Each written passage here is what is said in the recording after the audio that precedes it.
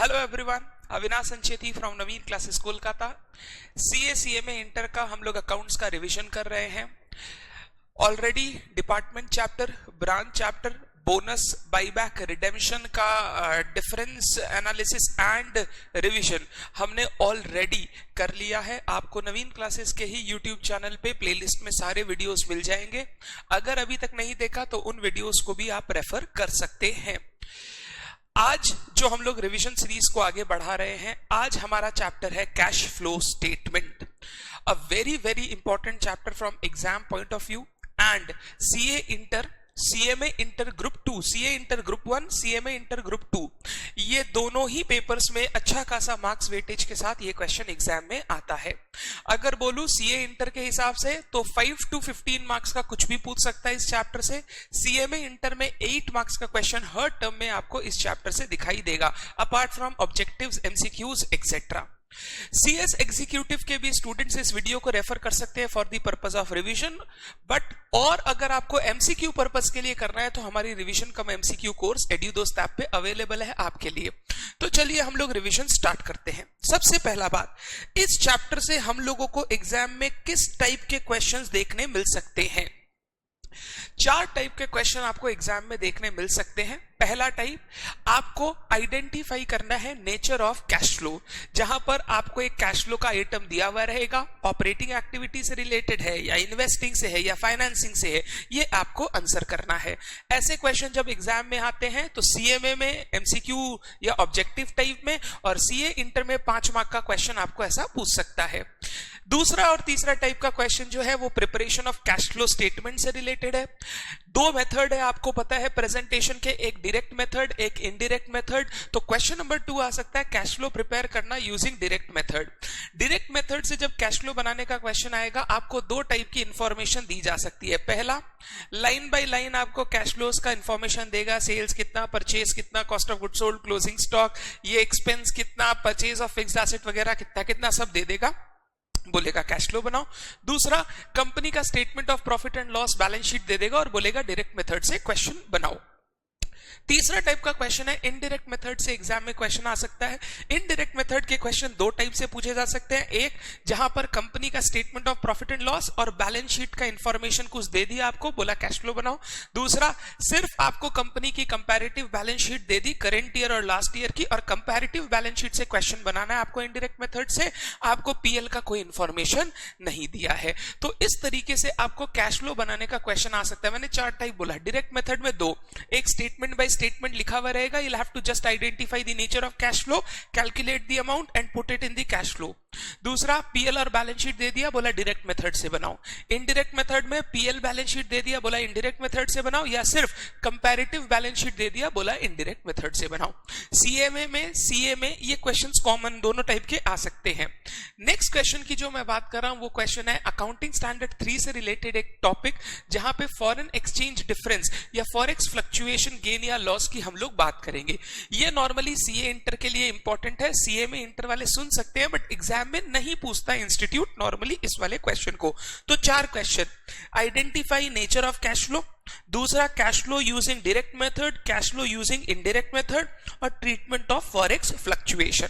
अब ये जो कैश फ्लो का क्वेश्चन एग्जाम में आता है, मेनली जो प्रिपरेशन ऑफ कैश फ्लो, बहुत बार बोलता नहीं है कौन सा मेथड से कैश फ्लो बनाना है, बोलेगा नहीं डायरेक्ट या इनडायरेक्ट। तब उस केस में आपको सबसे पहले क्वेश्चन की इंफॉर्मेशन चेक करनी होगी और खुद से आइडेंटिफाई करना होगा कौन सा मेथड हम यूज कर सकते हैं। जैसे मान लो आपको क्वेश्चन में प्रॉफिट एंड लॉस का इंफॉर्मेशन नहीं दिया, सीधा ग्रॉस कैश इनफ्लोज आउटफ्लोज का इंफॉर्मेशन दिया है, तो फिर डायरेक्ट मेथड ही यूज होगा, इनडायरेक्ट यूज नहीं होगा। उस केस में डायरेक्ट से बनाना है।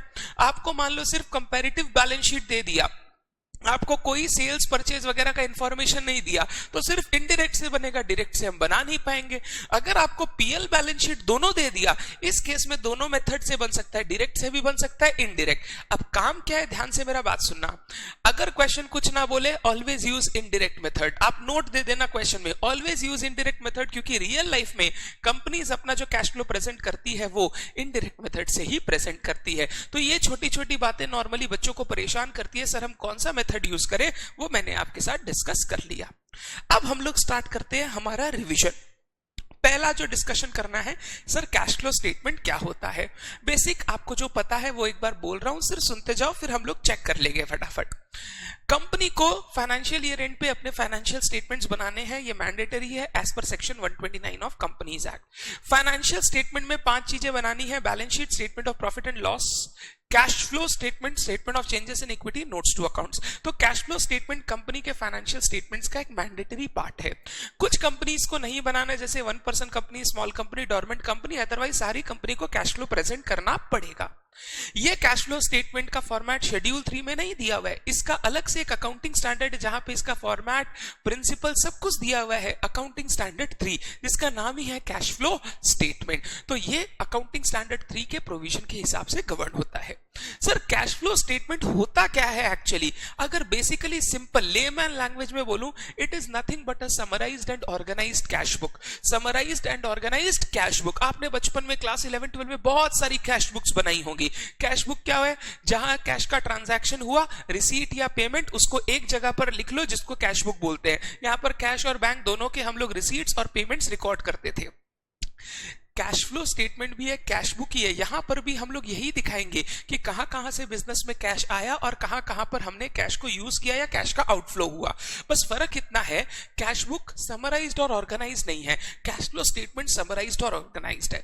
समराइज से मेरा मतलब है यहां पर हम लोग ट्रांजैक्शन वाइज एक एक एंट्री, एक एक चीज प्रेजेंट नहीं करेंगे, क्रोनोलॉजिकली प्रेजेंट नहीं करेंगे। यहां पे हम लोग हर ट्रांजैक्शन का समरी अमाउंट प्रेजेंट करेंगे। जैसे पूरे साल भर में मान लो 500 कैश सेल के ट्रांजैक्शन हुए हैं, कैश बुक जब देखोगे तुमको 500 बार 2 सेल्स दिखाई देगा, बट कैश फ्लो स्टेटमेंट में मैं सीधा लिखूंगा कैश सेल्स और टोटल अमाउंट एक साथ प्रेजेंट कर दूंगा।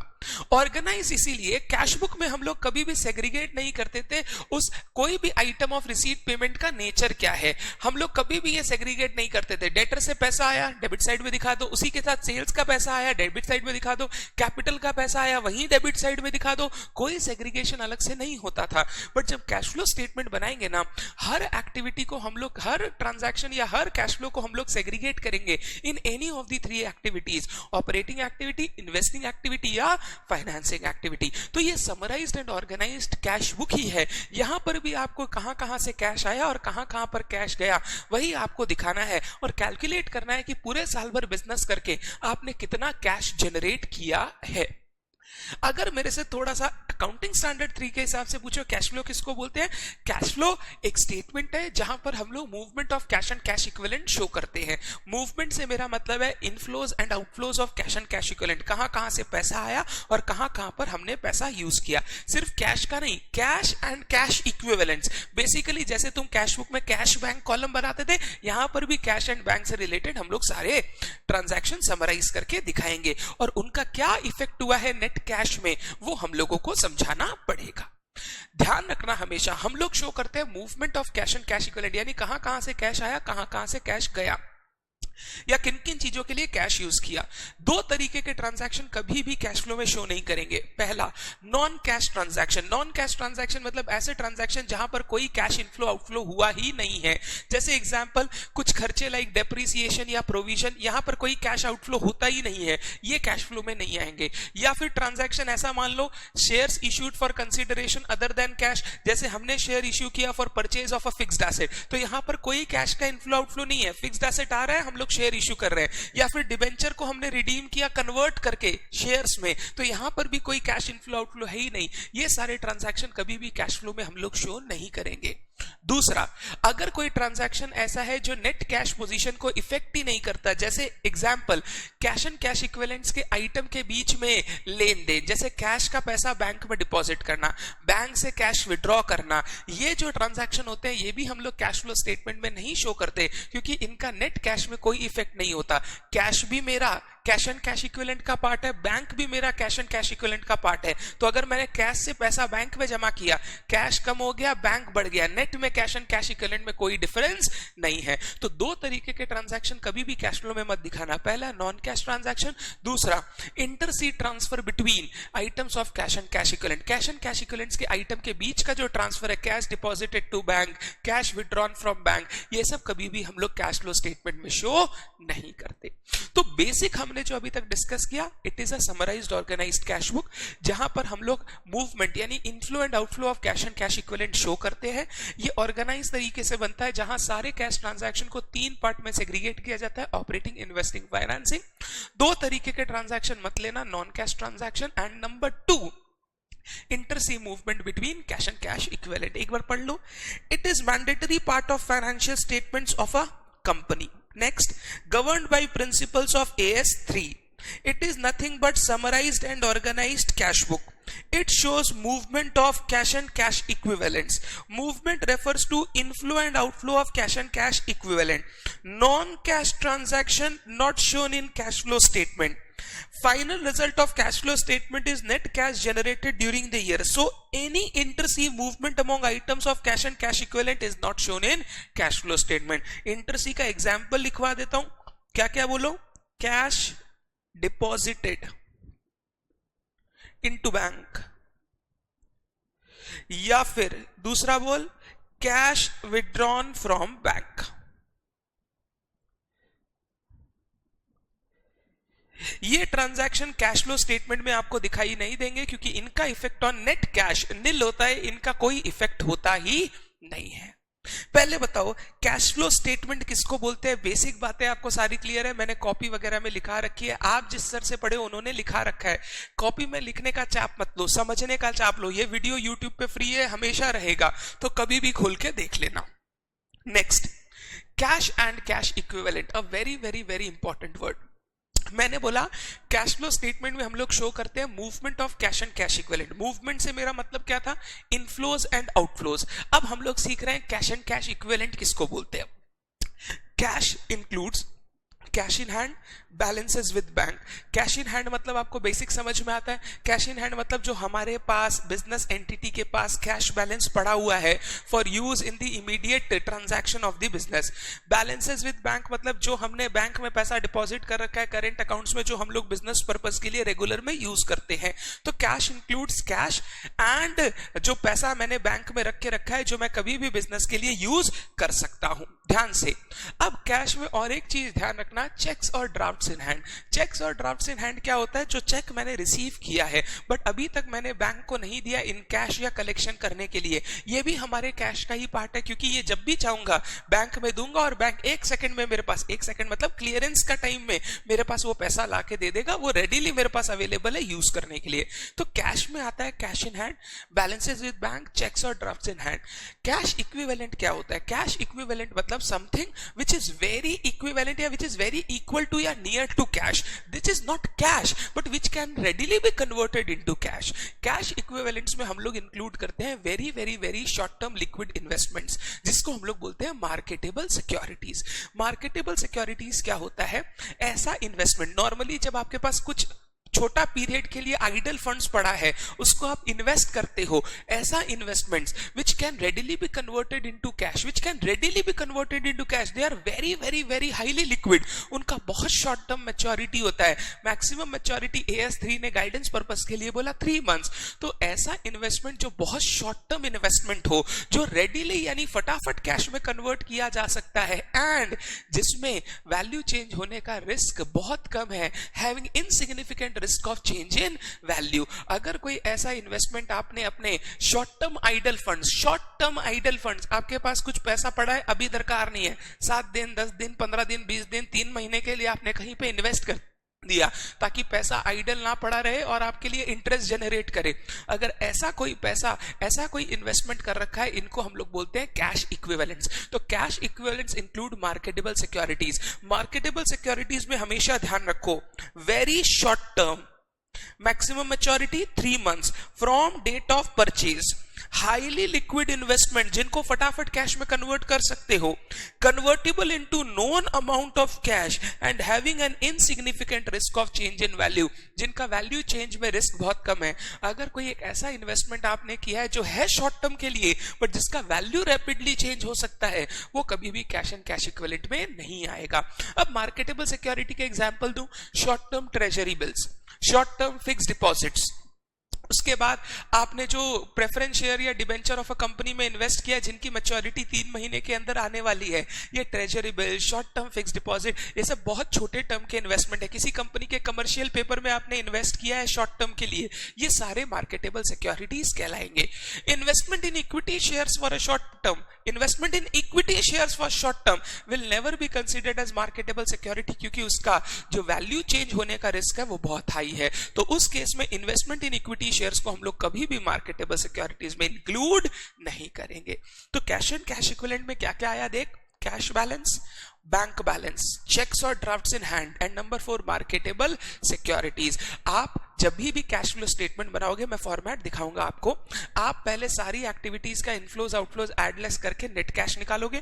ऐड करना पड़ता है opening cash and cash equivalent, फिर आएगा closing cash and cash equivalent. तो ये जो कैश एंड कैश इक्विवेलेंट है, ये आपको बैलेंस शीट से डिफरेंट आइटम ऐड करके वहां पे प्रेजेंट करना पड़ेगा। तो हो सकता है एक बैलेंस शीट में कैश अलग दिया हो, बैंक अलग दिया हो, मार्केटेबल सिक्योरिटी अलग दिया हो, तो आपको पता होना चाहिए कैश एंड कैश इक्विवेलेंट में क्या क्या चीज आएगा। तो हमने अभी तक पढ़ा कैश फ्लो स्टेटमेंट बताता है movement of cash and cash equivalent. Movement मतलब inflow outflow, cash and cash equivalent मतलब cash and something which is near to cash और which can readily be converted into cash. Done, आगे चलते हैं। Cash flow statement में जितने भी cash flows होंगे, जितने भी inflows and outflows of cash and cash equivalent होंगे, वो हमको 3 एक्टिविटीज में सेग्रीगेट करने होंगे। आपको नाम दिख रहा होगा, एक हो गया cash flow from operating activities, दूसरा हो गया cash flow from investing activities, तीसरा हो गया cash flow from financing activities. अब इन एक्टिविटीज को समझना सबसे इंपॉर्टेंट है। अगर आप किसी कैश फ्लो के आइटम को सेग्रीगेट ही नहीं कर पाओगे तो कभी भी कैश फ्लो स्टेटमेंट आप सही प्रेजेंट नहीं कर पाओगे। तो सबसे इंपॉर्टेंट, कैश फ्लो में जितने inflows and outflows of cash होंगे वो 3 एक्टिविटी में सेग्रीगेट करने हैं, ऑपरेटिंग, इन्वेस्टिंग, फाइनेंसिंग। एक एक करके समझाता हूं। सबसे पहले मैं इन्वेस्टिंग के साथ आता हूं। इन्वेस्टिंग एक्टिविटीज के कैश फ्लो में हम लोग वो कैश फ्लो लेते हैं जो रिलेटेड होता है फिक्स्ड एसेट्स के परचेज सेल से, या फिर कोई इन्वेस्टमेंट्स या लॉन्ग टर्म एसेट्स के परचेज सेल से। अगर आप फिक्स्ड एसेट परचेज कर रहे हो, सेल कर रहे हो, इन्वेस्टमेंट्स परचेज कर रहे हो, सेल कर रहे हो, अदर देन मार्केटेबल सिक्योरिटी, या कोई दूसरा लॉन्ग टर्म एसेट है, जैसे आपने किसी को लोन वगैरह दिया, ये सारे के सारे हम लोग इंक्लूड करते हैं इन्वेस्टिंग एक्टिविटी में। तो इन्वेस्टिंग एक्टिविटी में सबसे पहला आएगा परचेज और sale of fixed assets, investments और अदर लॉन्ग टर्म एसेट्स।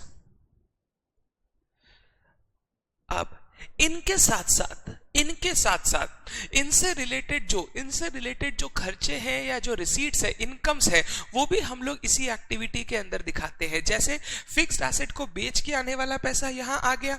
अगर फिक्स्ड एसेट को बेचते समय या खरीदते समय कोई खर्चा लगा, नॉर्मली हम लोग कैपिटलाइज करते हैं, हम चाहे तो उसको अलग से भी इस एक्टिविटी में दिखा सकते हैं। इन्वेस्टमेंट को खरीदने का खर्चा इसी एक्टिविटी में आ जाएगा। इन्वेस्टमेंट से आने वाला इंटरेस्ट रिसीव्ड, इन्वेस्टमेंट पर आने वाला डिविडेंड रिसीव्ड, ये सारे इसी एक्टिविटी में सेग्रीगेट किए जाएंगे। या इनसे related expenses in connection with purchase और सेल ऑफ सच एसेट्स, ये सारे के सारे इनफ्लोज आउटफ्लोज हम लोग इन्वेस्टिंग एक्टिविटीज के अंडर दिखाते हैं। ध्यान से, हमको कैश का इनफ्लो आउटफ्लो बताना है। मान लो मैंने फिक्स्ड एसेट परचेज किया तो मैंने कैश दिया होगा, ये आउटफ्लो बोल के इन्वेस्टिंग एक्टिविटी के अंदर आएगा। फिक्स्ड एसेट सेल किया, मेरे पास पैसा आया होगा, इनफ्लो बोल के इन्वेस्टिंग एक्टिविटी के अंदर। तो इन्वेस्टिंग एक्टिविटी में क्या क्या आएगा? Purchase, sale of fixed asset, investment, long term assets. दूसरा, उनसे रिलेटेड इंटरेस्ट डिविडेंड। तीसरा, उनसे रिलेटेड कोई खर्चा अगर लगा है at the time of purchase और सेल, वो यही आएगा। डन। फाइनेंसिंग एक्टिविटी में हम लोग क्या दिखाते हैं? फाइनेंसिंग एक्टिविटी में हम लोग वेरियस सोर्सेज ऑफ फाइनेंस से related, normally long term sources of finance, but मैं लॉन्ग टर्म नहीं यूज करूंगा वर्ड, नहीं तो आप गलत ले लोगे।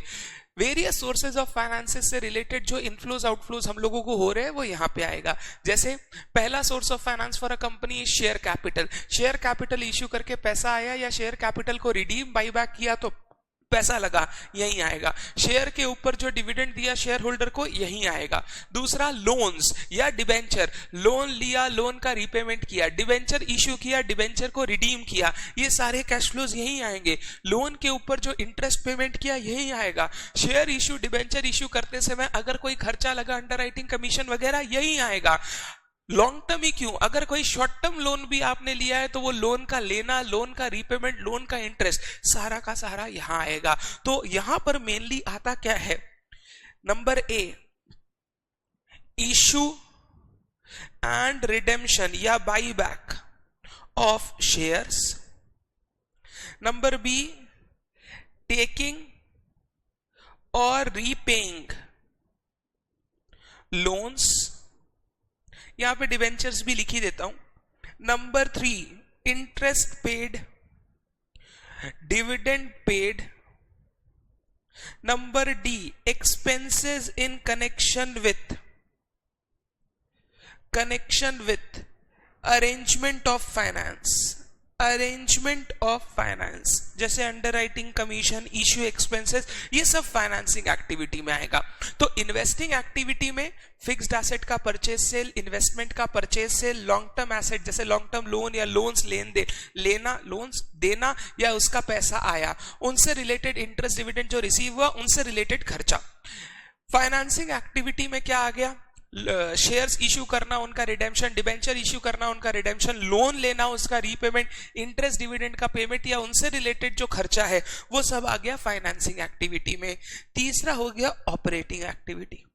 ऑपरेटिंग एक्टिविटी में अगर मैं सबसे बेसिक बात बोलूं, cash flows from regular course of operations of business या from regular operations of business, जैसे गुड्स सेल करके पैसा आना, गुड्स परचेज करते समय पैसा देना, बिजनेस का जो डे टू डे एक्सपेंसेस है उनका इनकरिंग, ये आता है आपका ऑपरेटिंग एक्सपेंसेस, ऑपरेटिंग एक्टिविटीज में। तो cash flow related to operating activities, या सॉरी ऐसे नहीं लिखते हैं, रेगुलर ऑपरेशंस ऑफ बिजनेस, ये हो गया पहला। तो जो हम लोग रेगुलर बिजनेस कंडक्ट कर रहे हैं, गुड्स खरीद रहे हैं, गुड्स बेच रहे हैं, बिजनेस चलाने का एडमिनिस्ट्रेशन, सेलिंग वगैरह का खर्चा दे रहे हैं, सब ऑपरेटिंग एक्टिविटी में। दूसरा एंड वेरी इंपॉर्टेंट, कोई भी कैश फ्लो जो इन्वेस्टिंग और फाइनेंसिंग एक्टिविटी में सेग्रीगेट नहीं हो सकता, ऑपरेशन से भी रिलेटेड नहीं है बट इन्वेस्टिंग और फाइनेंसिंग में सेग्रीगेट नहीं हो सकता, वो भी हमको cash flow from operating activity में ही दिखाना पड़ेगा।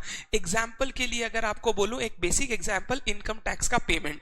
ये जो इनकम टैक्स का हम लोग पेमेंट करते हैं, ये बहुत सारे हेड्स के अंदर कैलकुलेट होता है। ये इन्वेस्टमेंट के सेल से भी रिलेटेड है, अलग अलग डिविडेंड से के रिलेटेड भी टैक्सेस है, बहुत सारे टैक्सेस हो सकते हैं। बट हम लोग क्या करते हैं, इनकम टैक्स का टोटल पेमेंट करके ईयर एंड पे पेमेंट करते हैं, क्योंकि इसका सेग्रीगेशन पॉसिबल नहीं है, ये हमेशा ऑपरेटिंग एक्टिविटी के अंदर आएगा। हाँ, अगर टैक्स का सेग्रीगेशन पॉसिबल हो पा रहा है तो फिर उसी हेड में दिखाओ जिससे वो रिलेटेड है, उसको फिर ऑपरेटिंग में दिखाने की जरूरत नहीं है। दूसरा, मान लो कोई अर्थक्वेक आया या कोई डिजास्टर आया जिससे हमारे बिजनेस में नुकसान हुआ। अब नुकसान हुआ, बहुत सारे एसेट्स खराब हो गए हमारे, उसके बदले हमको इंश्योरेंस क्लेम मिला।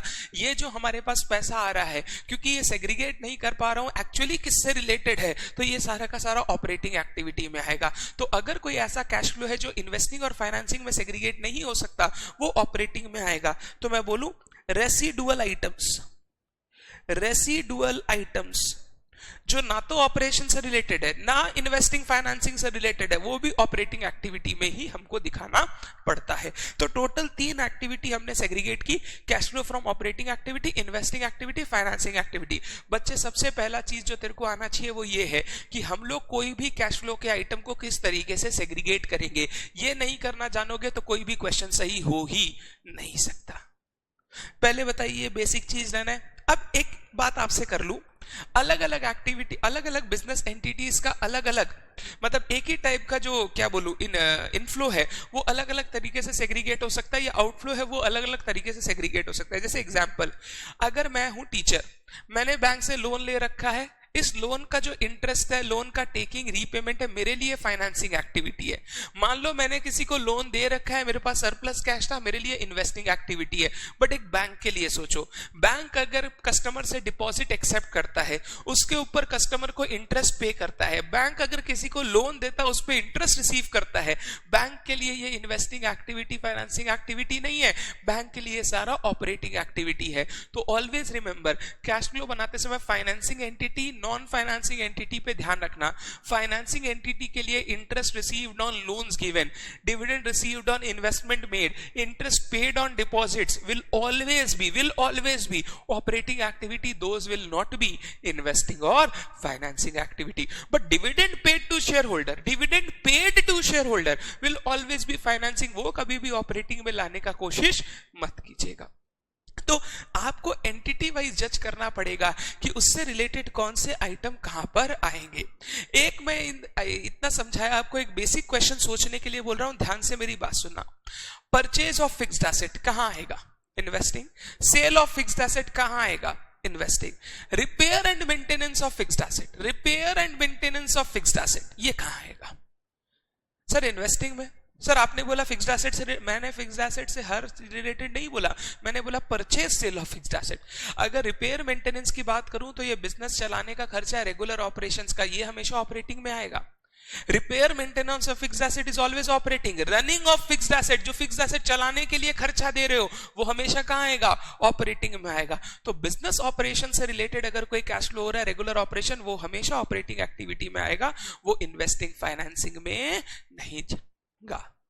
पहले बताइए, क्या ये आपको एकदम बिल्कुल क्लियर है? मैंने एकदम बेसिक बात आपके साथ की, क्लियर होना चाहिए ये। क्लियर है? शायद एक क्वेश्चन इसी बात पर, शायद एक क्वेश्चन आरटीपी में दिया हुआ है या लास्ट टर्म में आया था, मैं एक बार चेक कर लेता हूं। अगर है तो मैं अभी करवाऊंगा ताकि आपको वो क्लियर रहे।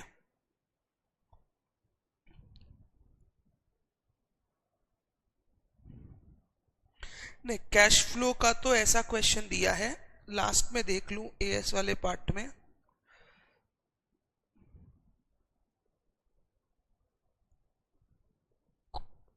ये रहा, ये आरटीपी में कैश फ्लो का एक क्वेश्चन दिया है जहां पे आपको बोल रहा है classify the following activities as operating, investing, financing और कैश इक्विवेलेंट।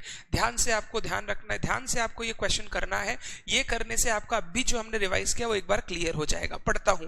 पहला, proceeds from long term borrowings. Long term borrowing से आपने पैसा लिया या दिया, एक बार छोड़ो, बोरोइंग लिया, लोन लिया, सोर्स ऑफ फाइनेंस, कौन सा एक्टिविटी? फाइनेंसिंग एक्टिविटी, तो ये आ जाएगा financing. Next, proceeds from trade receivable, debtor से पैसा मिला, बिजनेस का रेगुलर कोर्स ऑफ ऑपरेशन में माल बेचे थे, उससे पैसा मिला, operating activity. Trading commission received, business के ट्रेडिंग में जो कमीशन हमने खाया है, operation, regular operation, operating activity. Redemption of preference share, share को रिडीम किया, उनको उनका पैसा वापस किया, फाइनेंस का पैसा लौटाया, financing activity. Proceeds from sale of investment, investment बेचकर पैसा लाया, investing activity. Interim dividend paid on equity share, interim हो या फाइनल हो, डिविडेंड पे किया है हमारे फाइनेंसर को, इन्वेस्टर्स को, इक्विटी शेयर्स को, financing activity. Interest received on debenture held as investment, investment पर इंटरेस्ट आया, investing activity. Dividend received on share held as investment, वापस इन्वेस्टमेंट पर इंटरेस्ट आया, investing activity. Rent received on property held as investment, वापस investment पे interest आया, investing. Dividend paid on preference share, हमारे share holder को dividend दिया, financers को उनका पैसा डिविडेंड दिया, फाइनेंसिंग एक्टिविटी। मार्केटेबल सिक्योरिटी, ये कोई एक्टिविटी नहीं, ये हो गया कैश इक्विवेलेंट। पहले बताइए बात डन है क्या? मैंने अपनी बुक में पहले 3 क्वेश्चन यही दे रखे हैं सेग्रीगेशन के, 3 या 4 क्वेश्चन दे रखे हैं सिर्फ सेग्रीगेशन के कि आइटम्स को सेग्रीगेट करो। कभी कभी इसी क्वेश्चन में आपके साथ बहुत मजाक करता है। क्या करता है? मान लो एक आइटम दे देगा, shares issued for purchase of fixed asset, shares issued for purchase of fixed asset, बोलेगा ऑपरेटिंग है, इन्वेस्टिंग है, फाइनेंसिंग है, बताओ। हड़बड़ाना नहीं है। Shares issued for fixed asset is a non cash transaction, वो तो आएगा ही नहीं, तो आपको लिखना है non cash transaction show nowhere in cash book, कहीं पे भी नहीं आएगा। तो नॉन कैश ट्रांजैक्शन के ऊपर बिल्कुल ध्यान देना, बैड डेट्स दे देगा, ये सब दे देगा, तो इन पर ध्यान रखना है आपको। पहले बताइए, क्या हमारे रिवीजन का फर्स्ट पार्ट रिवीजन का फर्स्ट पार्ट जो सबसे इंपॉर्टेंट पार्ट है, सेग्रीगेशन ऑफ एक्टिविटीज, क्लियर है? अभी तक हमने पढ़ा कैश फ्लो स्टेटमेंट क्या होता है, कैश इक्विवेलेंट क्या होता है, और कैश फ्लो स्टेटमेंट में हम लोग एक्टिविटीज किस तरीके से सेग्रीगेट करते हैं। आगे चले, नेक्स्ट कुछ इंपॉर्टेंट आइटम्स के बारे में आपके साथ बात करना है। पहला आइटम टैक्सेस। अब टैक्सेस बहुत सारे होते हैं जो एक एंटिटी पे लेवी किए जाते हैं, बहुत सारे होते हैं। जैसे एक एक करके एग्जांपल दूं, सबसे अच्छा टैक्स जो आप जानते हो, इनकम टैक्स।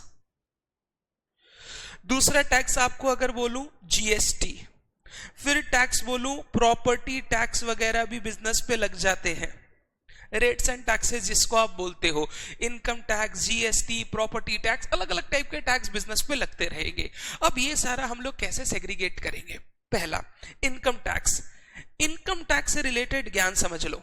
अगर आपको इनकम टैक्स इन टोटल दिया हुआ है, पूरा का पूरा बोला इस साल का इनकम टैक्स इतना, तो वो इनकम टैक्स जाएगा operating activity.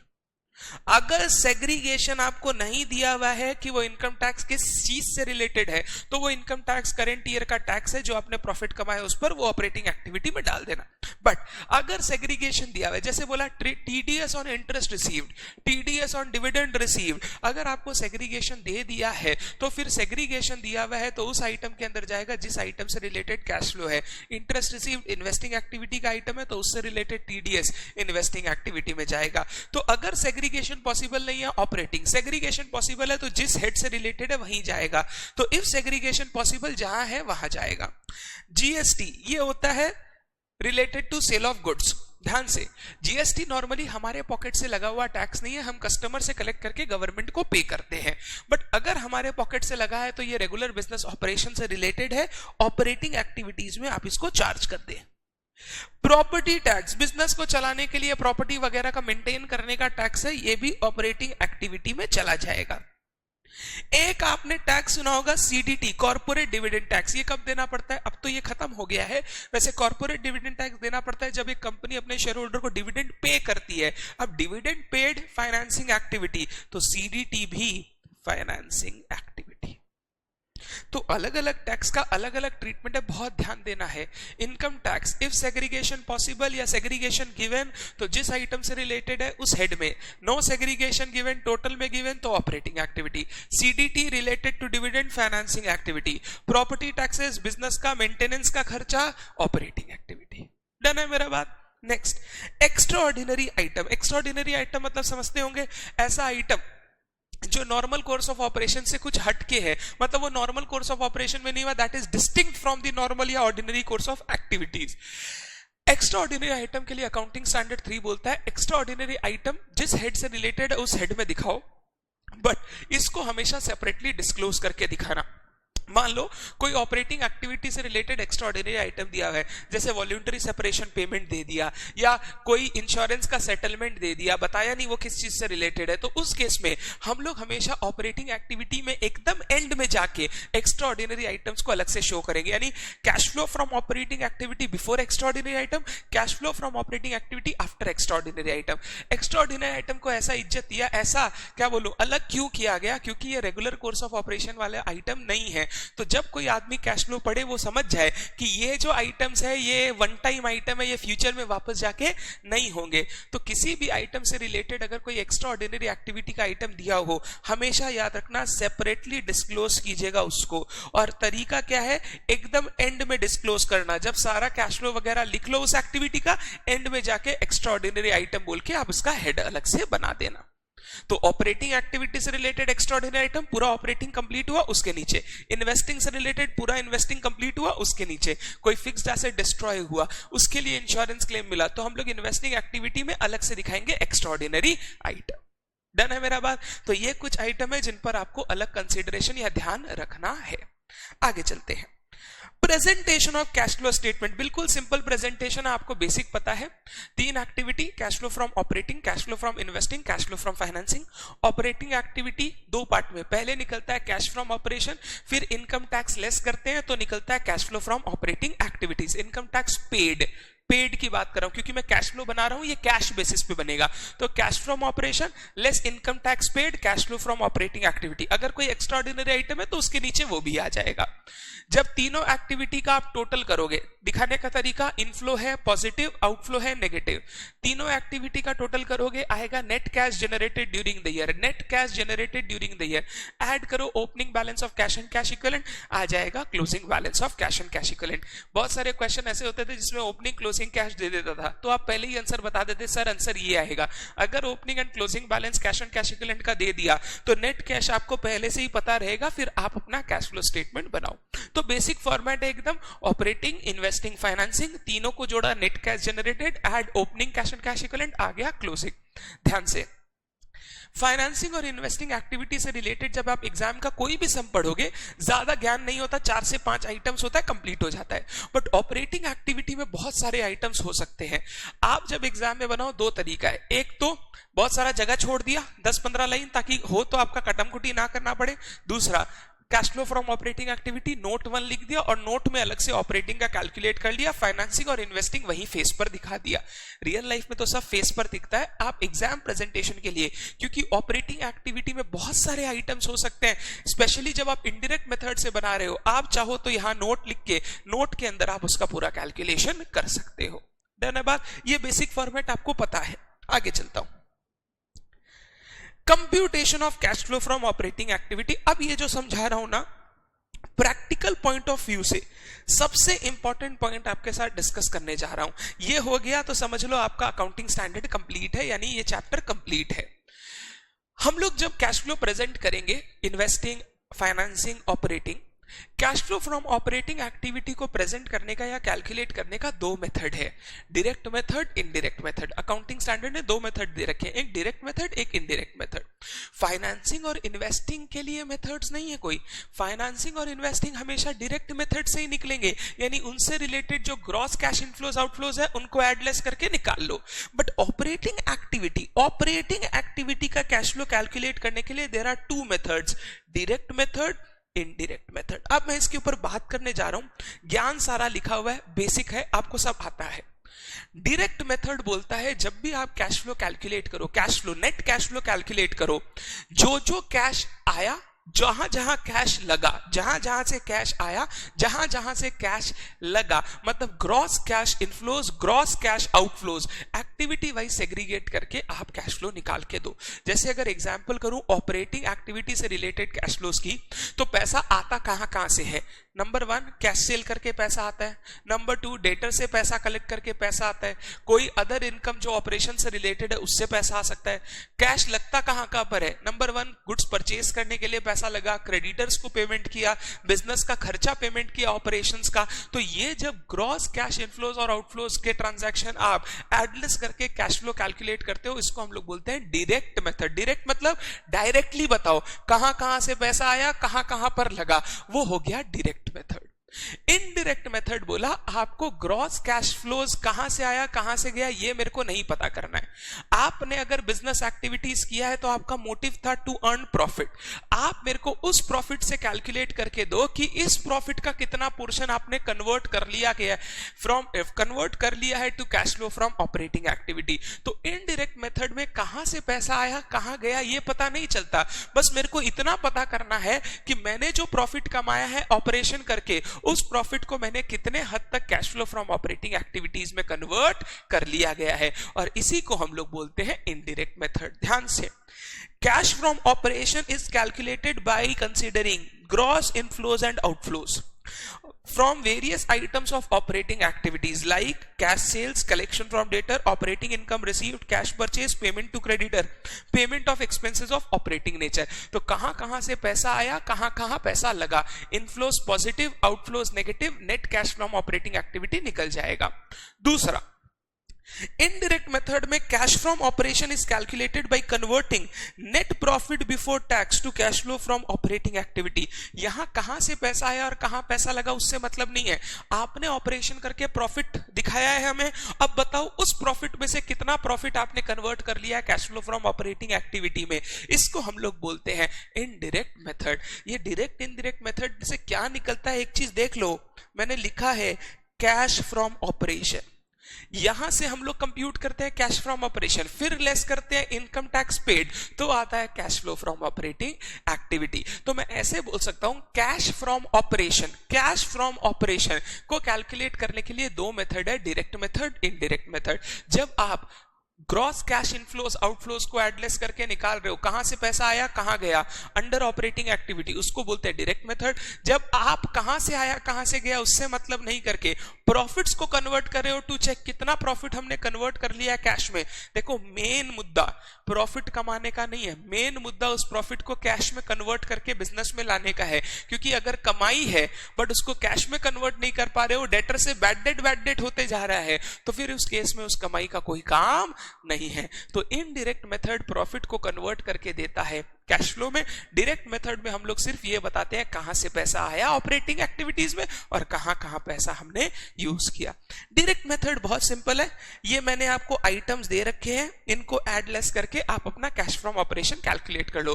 Cash sales, collection from debtor, कोई ऑपरेटिंग इनकम रिसीव हुआ है, cash purchase, payment to creditor, कोई ऑपरेटिंग एक्सपेंसेस पे किया है, एडलेस कर लो, कैश फ्रॉम ऑपरेशन निकल गया। बट इनडायरेक्ट मेथड में मेरे को नेट प्रॉफिट को कन्वर्ट करना है cash flow from operating activity में। मेरा जो मेन मुद्दा या डिस्कशन का है वो इनडायरेक्ट मेथड है। बोलना शुरू कर रहा हूं, ध्यान से सुनना। इनडायरेक्ट मेथड में सबसे पहले आपको करना क्या है, नेट प्रॉफिट बिफोर टैक्स को, क्योंकि टैक्स तो मैं कैश फ्रॉम ऑपरेशन के बाद लूंगा, नेट प्रॉफिट बिफोर टैक्स को आपको कन्वर्ट करना है cash flow from operating activity. Problem क्या है समझ लो, नेट प्रॉफिट जो आप पीएल से निकालते हो वो अक्रूवल बेसिस पे निकला हुआ प्रॉफिट है, अक्रूवल बेसिस पे, जबकि कैश फ्लो जो बनेगा वो कैश बेसिस पे बनेगा। दूसरा, नेट प्रॉफिट में बहुत सारे ऐसे आइटम हो सकते हैं जिनमें जो नॉन कैश नेचर की है, जैसे depreciation, bad debt, provision etcetera, जबकि कैश फ्लो में हम लोग नॉन कैश आइटम्स नहीं दिखाते। तीसरा, जो नेट प्रॉफिट आप कैलकुलेट करते हो सकता है उसमें कोई इन्वेस्टिंग या फाइनेंसिंग नेचर का आइटम हो, जैसे interest receive, dividend received, interest paid, ये नेट प्रॉफिट के अंदर ही आता है। डिविडेंड पेड की बात नहीं करूंगा क्योंकि वो तो नेट प्रॉफिट के बाद आता है। नेट प्रॉफिट के अंदर कुछ इन्वेस्टिंग आइटम, फाइनेंसिंग आइटम भी हो सकते हैं। तो जब मैं नेट प्रॉफिट को कन्वर्ट करने जाऊंगा ऑपरेटिंग एक्टिविटी के कैश फ्लो में, मेरे को तीन तरीके या तीन प्रॉब्लम से गुजरना होगा। पहला, प्रॉफिट के अंदर कुछ नॉन कैश आइटम है, ये हटेगा क्योंकि नॉन कैश आइटम नहीं आता कैश फ्लो में। नंबर टू, प्रॉफिट के अंदर कुछ नॉन ऑपरेटिंग आइटम है, फाइनेंसिंग और इन्वेस्टिंग नेचर के आइटम है, वो भी नहीं आएगा, उनको भी हटाओ क्योंकि मेरे को ऑपरेटिंग कैश फ्लो चाहिए। तीसरा, प्रॉफिट बना है अक्रूवल बेसिस पे जबकि हमको चाहिए कैश बेसिस पे, तो हमको अक्रूवल को भी कैश में कन्वर्ट करना पड़ेगा। ध्यान से क्या करना है समझ लो। सबसे पहला स्टेप हमारा रहता है net profit before tax compute करो, नेट प्रॉफिट बिफोर टैक्स। अब नेट प्रॉफिट बिफोर टैक्स अगर पीएल आपको क्वेश्चन में दे दे, PL statement of profit and loss, उस केस में तो आपको कहीं खोजने का जरूरत नहीं है, पीएल में जाओ, प्रॉफिट बिफोर टैक्स दिख जाएगा। नहीं तो अगर आपको इंफॉर्मेशन में भी नेट प्रॉफिट दे दे, नेट प्रॉफिट आफ्टर टैक्स दो या बिफोर टैक्स दो, आफ्टर टैक्स दिया है तो प्रोविजन फॉर टैक्स ऐड करके बिफोर टैक्स निकाल सकते हो। नेट प्रॉफिट का अगर इंफॉर्मेशन दे दिया तब तो आप डायरेक्ट उसी से स्टार्ट कर दो, बट अगर नेट प्रॉफिट का इंफॉर्मेशन नहीं दिया है तो पहला काम होता है net profit before tax compute करो। कैसे करते हैं 5 मिनट बाद सिखाऊंगा। अब नेट प्रॉफिट बिफोर टैक्स से 3 एडजस्टमेंट। पहला एडजस्टमेंट, नॉन कैश आइटम्स को हटाओ। जैसे एग्जांपल दे रहा हूं, डेप्रीसिएशन आपने प्रॉफिट कैलकुलेट करते समय डेप्रीसिएशन का खर्चा माइनस किया होगा, हाँ या ना, बट कैश फ्लो में ये खर्चा नहीं आएगा क्योंकि ये नॉन कैश नेचर का है, तो इसको हटाना है। पहले मैंने माइनस किया, अब अगर एलिमिनेट करना है, एलिमिनेट, तो मेरे को क्या करना पड़ेगा, एड बैक करना है। मैं इसको एलिमिनेट करूंगा। बैड डेट या प्रोविजन फॉर बैड डेट्स या कोई एक्सपेंसेस राइट ऑफ किया है, पुराना खर्चा अभी राइट ऑफ कर रहे हैं, तो ये सारा बैड डेट, प्रोविजन या पुराना खर्चा को राइट ऑफ करना आपने नेट प्रॉफिट कैलकुलेट करते समय माइनस किया होगा, बट मेरे को कैश फ्लो से एलिमिनेट करना है। अगर एलिमिनेट करना है, पहले माइनस हुआ था, अभी मैं क्या कर दूंगा, ऐड कर दूंगा। तो पहला काम है सारे नॉन कैश आइटम जिन्होंने प्रॉफिट बिफोर टैक्स को इफेक्ट किया है, बहुत इंपॉर्टेंट, जिन्होंने प्रॉफिट बिफोर टैक्स को इफेक्ट किया है उनको आप ऐड बैक करके हटा देना, एलिमिनेट कर देना। मेरे को चाहिए कैश फ्लो, यहां पे नॉन कैश आइटम नहीं आने चाहिए। तो आपने पीएल देखा, आपने देखा वहां डेप्रीसिएशन है, प्रोविजन है, कोई एक्सपेंस राइट ऑफ किया है पुराना, इन सबको आप प्रॉफिट से ऐड बैक करते जाना और हटाते जाना। डन। नेक्स्ट, अगर प्रॉफिट में कोई नॉन ऑपरेटिंग आइटम है, मैं बार बार वर्ड यूज कर रहा हूं प्रॉफिट में, पीबीटी में, ये सब तभी करना है जब पीबीटी में इंक्लूडेड है। अगर पीबीटी में इंक्लूडेड नहीं है तो माथा ही मत लगाना, क्योंकि तुम पीबीटी से कैश फ्लो निकाल रहे हो। जो पीबीटी के अंदर है वही लेना है, उसके अलावा कुछ नहीं करना अभी ऑपरेटिंग में। तो पीबीटी के अंदर अगर कोई नॉन ऑपरेटिंग आइटम है, जैसे example interest received, dividend received, profit और loss on sale of fixed asset, interest paid, अगर ये सारे कुछ आइटम है इनको हटाना है। हटाने का तरीका जो पहले किया उसको रिवर्स कर दो। जैसे मान लो एक इंटरेस्ट रिसीव्ड का इनकम दिया हुआ है, इनकम दिया हुआ है, जब हमने प्रॉफिट कैलकुलेट किया था तो हमने क्या किया था, ऐड। अब अगर एलिमिनेट करना है इसको तो मैं क्या करूंगा, less. Interest receive, dividend receive, profit on sale of fixed asset, investment, सारा ऐड कर देना एलिमिनेट करने के लिए।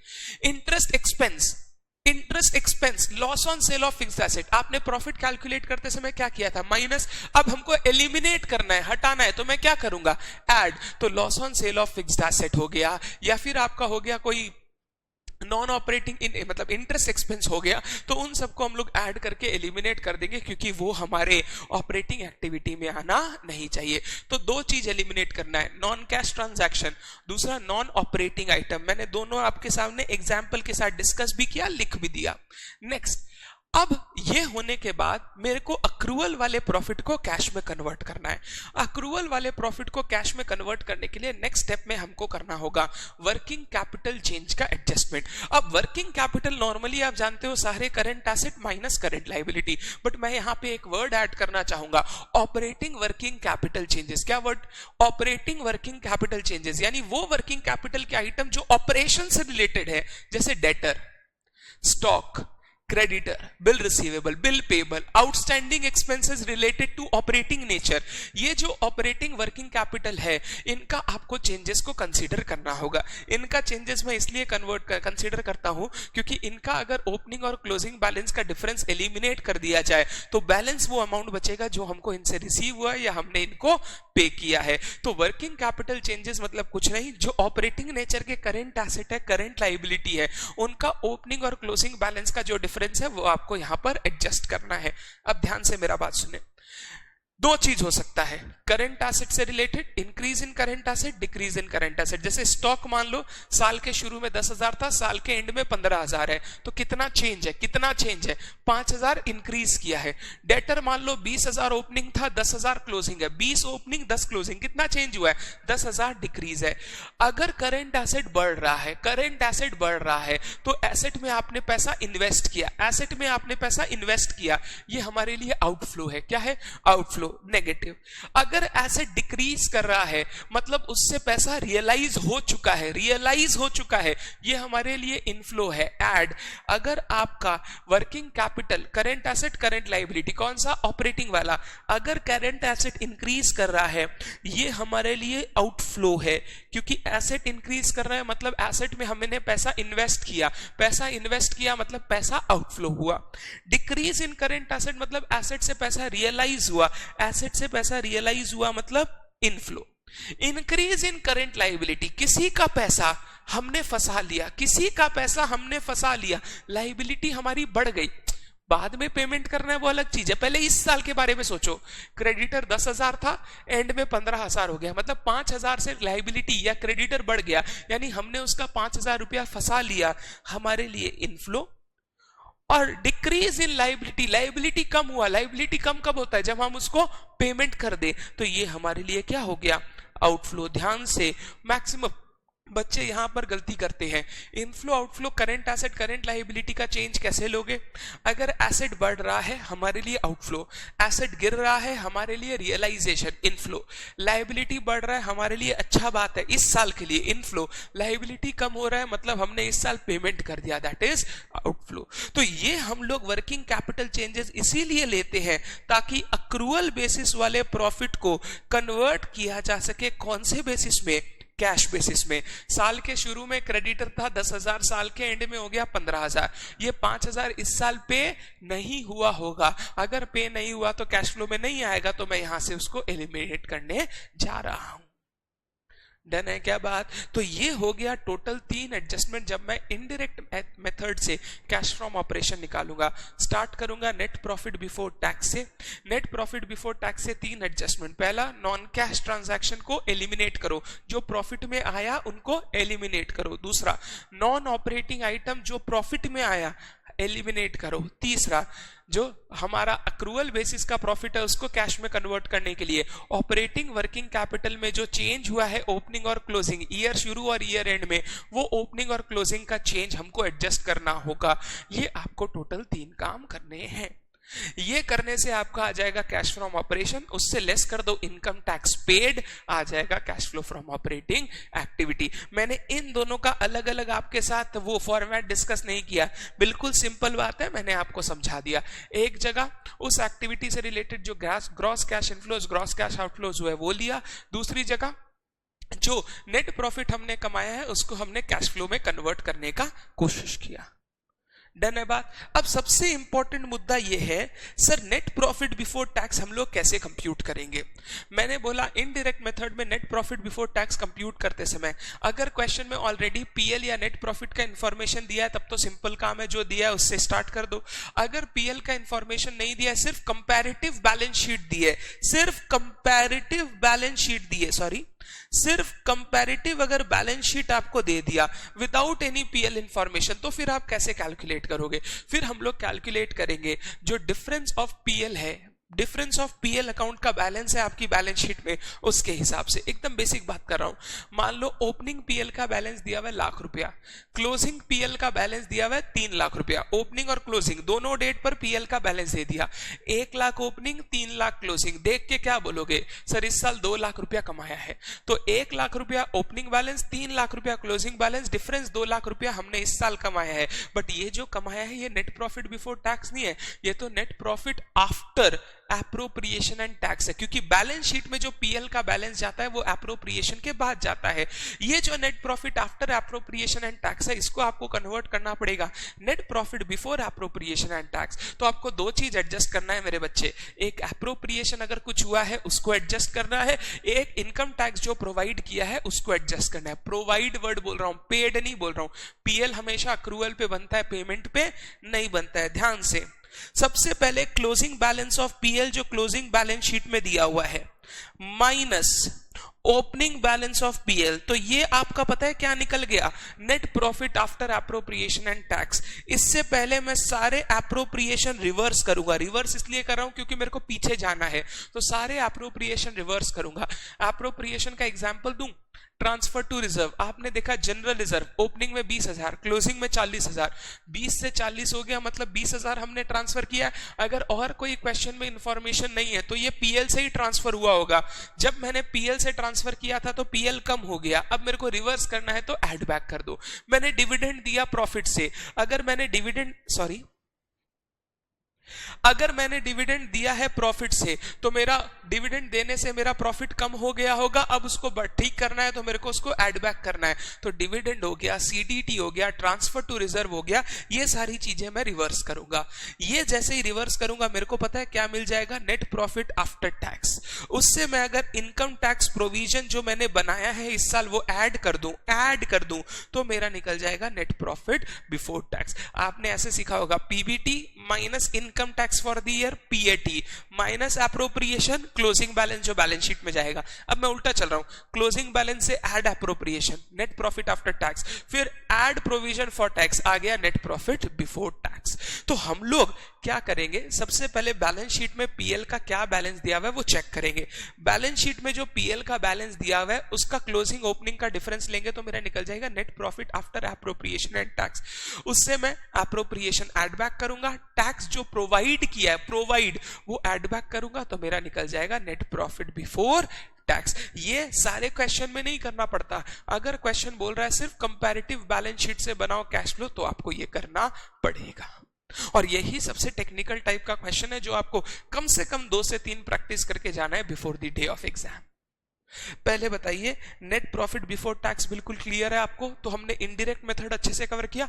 Net profit before tax 3 adjustment, non cash हटाओ, नॉन ऑपरेटिंग हटाओ, ऑपरेटिंग वर्किंग कैपिटल चेंजेस को एडजस्ट करो, ऑपरेटिंग वर्किंग कैपिटल चेंजेस को एडजस्ट करो। अब लास्ट बात, उसके बाद एक ब्रेक लेंगे, फिर हम लोग कैश फ्लो स्टेटमेंट का क्वेश्चन बनाएंगे आरटीपी का, और लास्ट में वो फॉरेक्स फ्लक्चुएशन की बात करेंगे। तो ये पॉइंट कराने के बाद 5 मिनट का ब्रेक लो, वीडियो को पॉज करो और आप जितना पढ़ाया उतना एक बार फटाफट रिवाइज कर लो, सोच लो दिमाग में। फिर सेकंड पार्ट में हम लोग क्वेश्चन करेंगे आरटीपी का, आप पॉज करके आरटीपी का क्वेश्चन स्टार्ट कर सकते हो, और फिर हम लोग लास्ट में करेंगे फॉरेक्स फ्लक्चुएशन। क्या सीखना है?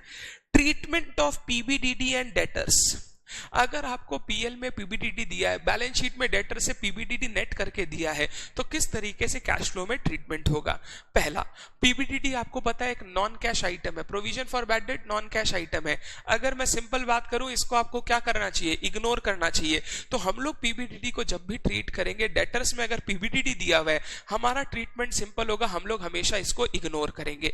इग्नोर करने से मेरा मतलब है, जब मैं डेटर्स का वर्किंग कैपिटल चेंज, डेटर्स का वर्किंग कैपिटल चेंज लिख रहा हूं मैं, जब मैं डेटर्स का वर्किंग कैपिटल चेंज कंसीडर करूंगा, मैं सीधा नेट डेटर्स का वर्किंग कैपिटल चेंज निकाल लूंगा। मेरे को प्रोविजन को अलग से इज्जत देने की जरूरत नहीं है। क्या सर ये प्रॉफिट में ऐड बैक होगा क्योंकि नॉन कैश आइटम है? अगर आप नेट डेटर्स का चेंज कंसीडर कर रहे हो तो फिर प्रॉफिट में अलग से कंसीडर करने का जरूरत नहीं है, क्योंकि डेटर के डिफरेंस में वो ऑलरेडी आ गया। बट अगर आप प्रोविजन और डेटर्स अलग अलग इफेक्ट देना चाहते हो, तो पहले जो आपने प्रोविजन पीएल से इस साल बनाया है, वो वापस ऐड बैक कर दो, क्योंकि वो नॉन कैश आइटम है, वो मैं पीएल में ऐड बैक कर दूंगा। और जब मैं डेटर से वर्किंग कैपिटल चेंज निकालूंगा, तो इस बार नेट डेटर नहीं, ग्रॉस डेटर, और ग्रॉस डेटर में जो बैड डेट हुआ है वो पहले एलिमिनेट होगा, क्योंकि बैड डेट अगर इस साल हुआ है तो वो प्रोविजन से पक्का एडजस्ट हुआ होगा। मेरे को डेटर से पहले बैड डेट हटाना है, फिर वर्किंग कैपिटल चेंज कंसीडर करना है। 2 ट्रीटमेंट आप कर सकते हो। पहला ट्रीटमेंट हो गया, नेट डेटर का वर्किंग कैपिटल चेंज कर लो, इग्नोर पीबीडीडी, भूल जाओ उसको, कुछ करने का जरूरत नहीं है। पीएल से ऐड वैड कुछ करने का जरूरत नहीं है। मैंने क्लास में यही आपको करना सिखाया, समझाया दोनों था, करवाया ये था। दूसरा, पीबीडीडी क्रिएटेड या provided for during the year, PBDD हम लोग क्रिएट करते हैं पीएल से, इसको पीएल में ऐड बैक कर दो, add back to net profit before tax, इसको पीएल में ऐड बैक कर दो। फिर gross debtors excluding bad debts written off, bad debt written off को हटाने के बाद कंसीडर करना, इसको हम लोग वर्किंग कैपिटल चेंज में कंसीडर करेंगे। दोनों से आंसर बिल्कुल सेम आएगा, बट सेकंड वाला तरीका थोड़ा पेचीदा है, इस पे दिमाग नहीं लगाना चाहिए। पहला वाला तरीका आपको यूज करना चाहिए। मैं एक एग्जांपल दे देता हूं, चेक करो example. 2010-2011 debtor 5 lakh 6.5 lakh, less closing PBDD 50,000 80,000, ये बचा 4.5 लाख, ये बचा 5,70,000। डन है बात? क्वेश्चन ने बोला इस साल हमने बैड डेट राइट ऑफ किया है, ₹20,000 का। इस साल हमने बैड डेट राइट ऑफ किया है ₹20,000 का। अब मेरा बात सुनो, इसको आप कैश फ्लो में कैसे प्रेजेंट करोगे? पहले सबसे सिंपल प्रेजेंटेशन, सबसे सिंपल, कुछ नहीं करना है, आप नेट डेटर को कंसीडर करो, इसका चेंज मेरे को बताओ। सर 4,50,000 से 5,70,000 हो गया, 4,50 से 5,70, चेंज कितना हुआ? 1,20। एसेट बढ़ा है, बढ़ा मतलब मैंने पैसा इन्वेस्ट किया है, तो सीधा 1,20 का आउटफ्लो, सीधा 1,20,000 का आउटफ्लो वर्किंग कैपिटल चेंज में दिखा दो, नथिंग एल्स टू डू, काम खत्म हो गया। ये जो मैंने पहले बोला, डेटर का working capital change net debtors पे ले लेना, ignore PBDD, ignore bad debt, profit में कोई बैड डेट कोई पीबीडीडी रिवर्स मत करना, सीधा 120 का इफेक्ट देना। दूसरा, एक बच्चा बोल सकता है सर नहीं पीबीडीडी नॉन कैश आइटम है, मेरे को पीएल से भी एडजस्ट करना है। वो बच्चा देखो ध्यान से कैसे करेगा, मेरे को पहले इन 3 इंफॉर्मेशन को देख के बताओ, इन 3 इंफॉर्मेशन को देख के बताओ, इस साल पीबीडीडी हमने कितना बनाया होगा, इस साल कितना बनाया होगा। अगर कोई बच्चा बोल रहा है सर इस साल 80,000 बनाया, यू आर रॉन्ग बेटा, क्योंकि आप क्लोजिंग बैलेंस बता रहे हो, पीबीडीडी क्रिएट कितना किया है वो नहीं बता रहे हो। बचपन में सिखाया था ओपनिंग प्रोविजन 50, बैड डेट कितना हुआ 20, तो मेरे पास बचा कितना 30,000, क्लोजिंग कितना है 80,000, 30,000 मेरे पास बचा है, मेरे को पहुंचना है 80,000 तक। तो इस साल मैंने कितना पीबीडीडी बनाया होगा पता है, 50,000 ही पीबीडीडी बनाया होगा, 80 नहीं बनाया होगा। ओ सर मतलब आप ये वाला पूछ रहे थे? आंसर इज नो, मैं ये नहीं पूछ रहा था, कोइंसिडेंस से 50 आ गया। मैं पूछ रहा था इस साल हमने पीएल में प्रोविजन कितना क्रिएट किया होगा after writing off bad debt to provision for bad debt account. तो 50 ओपनिंग था, 20,000 मैंने राइट ऑफ किया बैड डेट, तो कितना बचा 30, 30 से 80 हो गया क्लोजिंग में, तो 50,000 का आपने प्रोवाइड किया। आप एक काम करो, 50,000 आप पीएल से ऐड कर दो, पीबीटी से ऐड कर दो, पीबीडीडी क्रिएटेड, ये ऐड बैक टू पीबीटी मैंने कर दिया 50,000। अब अगर मैंने पीबीडीडी को अलग से कंसीडर कर लिया तो अब मैं नेट नहीं, अब मैं ग्रॉस डेटर की बात करूंगा। डेटर पे ध्यान देना, ओपनिंग डेटर था 5 लाख, उसमें से 20,000 तो बैड डेट हो गया, बैड डेट हो गया मतलब उसका पैसा तो हमारे पास आया ही नहीं है। तो 5 लाख में 20,000 को हटाओ, कितना बचा 480, 480 से हो गया 6,70,000, 480 से हो 6,50,000, 480 से 6,50,000 हो गया, मतलब 1,70,000 का इंक्रीज। अब 170,000 का इंक्रीज वर्किंग कैपिटल चेंज में दिखाऊंगा -170। मेरे को इन दोनों का नेट इफेक्ट बताओ ना, -120, वही तो ये आ रहा था -120। तो आप चाहो तो पीबीडीडी और डेटर को अलग अलग भी दिखा सकते हो, आप चाहो तो सीधा net debtor working capital change में दिखा सकते हो। मैंने आपको समझाया दोनों था जैसे अभी समझाया, बट हमेशा बोला था एग्जाम में नेट डेटर का चेंज कंसीडर करना, पीबीडीडी पे दिमाग मत लगाना, गलती हो जाता है। तो पीबीडीडी वाला किया कैसे, पहले कैलकुलेट किया इस साल पीबीडीडी कितना क्रिएट किया, तो आंसर आया 50,000। दूसरा डेटर का working capital change, gross debtor का, पहले मैंने ओपनिंग से बैड डेट हटाया क्योंकि वो तो आया ही नहीं होगा कैश, तो उसको हटाया, फिर 480 से 650 को कन्वर्ट चेक किया तो 170 का आउटफ्लो। मेरा नेट में इफेक्ट आएगा 120 नेगेटिव और कुछ आना नहीं है। तो पीबीडीडी और डेटर के दो तरीके, पहला सीधा नेट डेटर कंसीडर कर लो, पीबीडीडी बैड डेट को इग्नोर करो। दूसरा पीबीडीडी को अलग से कंसीडर कर लो, ग्रॉस डेटर को अलग से कंसीडर कर लो। मैंने दोनों तरीके आपको सिखाए। हमारी बुक में एक क्वेश्चन भी था जहां पे हमने डेटर वाला सम किया, प्लीज उस क्वेश्चन को अभी के अभी रेफर कर लेना आप। डन। ये मेरा कैश फ्लो स्टेटमेंट का प्रैक्टिकल ज्ञान से रिलेटेड सारा ज्ञान यहां पे कंप्लीट होता है। आई होप मैंने आपको सारे टाइप की चीजें यहां तक कवर करवा दी। 5 मिनट का ब्रेक लो, उसके बाद करंट टर्म की जो आरटीपी आई मई 2020 की, उस आरटीपी का क्वेश्चन निकालो, मैं आपके सामने रख देता हूं। उस आरटीपी का क्वेश्चन मैं आपके सामने रख दूं।